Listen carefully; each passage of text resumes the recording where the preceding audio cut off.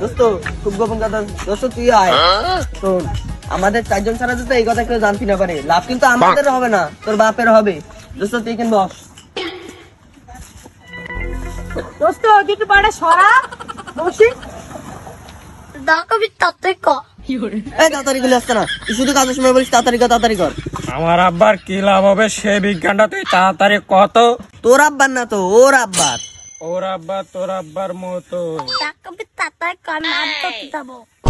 আগে হয়তো দুদিন পরে মরবো, আগে মরলে কি ক্ষতি। তাহলে শোন, আমি কি বিজ্ঞান আবিষ্কার করেছি। সূর্য দড়ি দিয়ে টেনে এনে তোদের বাড়ির বড় নারকেল গাছে বেঁধে দেবো, তাহলে জমি সব কি করে হয়ে যাবে।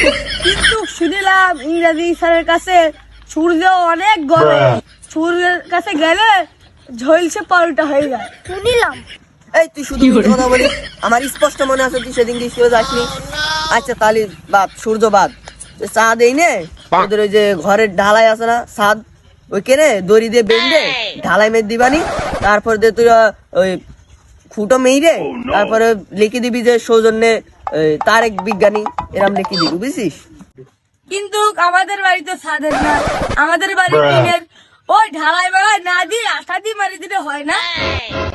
ও তাই তো, তাহলে এক কাজ করলে হবানি, আটা না দিয়ে স্ক্রুপ আর তার কাটা দিয়ে বেঁধে দিলে হবানি। না তাই তো হচ্ছে না, ওই পেরেক আর দাঁড় কাটা কিনলি তো টাকা খরচ হয়ে যাবে, তাহলে জমি হয়ে কি লাভ হইলো? এই টাকা আমার আব্বা জীবনেও দেবে না। তাহলে একটা কাজ করা যায় না, ওই কোষা গাছের আটা বেশি করে বাদ দিলে হয় না? তোরা যে পাগল সেটা আমি আজকে বুঝতে পারলাম। তোদের এই পাগল আবিষ্কার করার জন্য আমার আর একটা বিজ্ঞান তৈরি করতে হবে। পচা গাছের আটা জীবনে কাজ হয়, তার আর স্ক্রুপে যে শক্ত হয়, তাহলে ওই তোদের 2 বিঘা জমি কম নিতে হবানি। আব্বা কম নিতে চাই কিনা, তাহলে গম লাগাবি কেন? ওই গাছে তো গম ধরবে না নি, একবারে ডাইরেক্ট রুটি ধরবে, রুটি।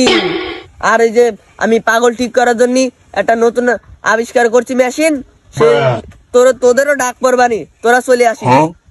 ওই আবিষ্কার আমার ধানের কাদাতে একদম ঠিক কইছিস, তাইলে আমার ডাক দিশনি ওই দিনকে। আসলে খেসো ভাই, ওই মেশিনটা আবার উল্টো কাজ করে, ভালো লোক পাগল হয়ে যায় আর পাগল লোক ভালো হয়ে যায়। তুই তো ভালো লোক। ও ওটে এখন ভালো মানুষ তো পাগল হয়ে যাবে নি, এখন ভালো থেকে আমার পাগল হতে হবে। যাই আব্বার কাছে শুনে আসি।